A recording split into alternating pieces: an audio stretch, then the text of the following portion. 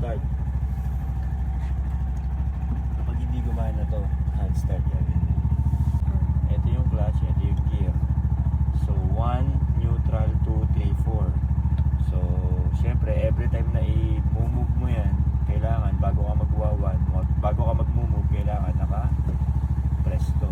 So kumbaga sa manual na motor, kung marunong ka mag-manual na motor, ito yung nasa paa mo sa kaliwa. Ililipat mo lang dito sa kaliwang kamay. Sa paa naman, ang gagawin lang ng paa mo is pumalalay sa brake. Ayan yung brake ko. Yan, nalalay lang lagi. Tapos ito naman ang atras, reverse. So kapag magre-reverse ka, titigil ka muna. Angat mo to. Bababa. Ito naka-reverse yan. Atras ka. Pagkatapos mo mag-reverse, abante ka na. Ganyan mo. Yun. Tapos pag magre-reverse ka, dapat naka-brake ka, naka-neutral. Kasi bibitawan mo yung clutch, di ba? Or kung hindi mo na bibitawan yung clutch, ito nakahawak ka, tapos yung isang kamay mo ibang ano mo ng reverse. Depende sa diskarte. Handbrake. Ito, neutral tayo ngayon. Mag-uuno tayo. Uno, primera. Tapos ito yung gas. Ginagas natin, bibitawan natin ng konti, dahan-dahan yung clutch. Okay, go. Yan, binitawan ko na yung clutch.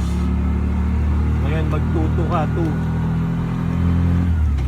Oh.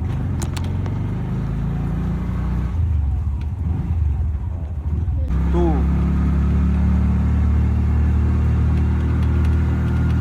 So depende sa speed mo kung kailan ka magpapalit ng 2, 3. Pero ganito, mabagal lang tayo sa village.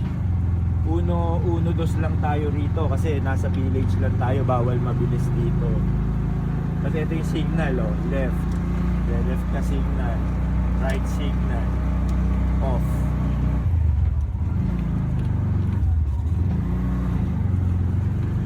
Nasa 2 lang tayo, nasa segunda. So ngayon, bibigyan ko kayo ng halimbawa, titigil, traffic. O, traffic. Brake ka ngayon sa paa. Kunyari bumalik ka ng neutral, traffic, o naka-brake ka, o babalik ka ulit sa uno, naka-ano ka lagi sa clutch, o uno, primera, o yan, bitaw, dahan-dahan ng bitaw para hindi bumuluwa, o yan, 2, segunda. Etong bukuyo nga pala, kapag pataas ka, paangat, mas maganda primera, segunda ka lang kasi nga yung tricera, yung number 3 medyo mabagal kapag pataas. Segunda.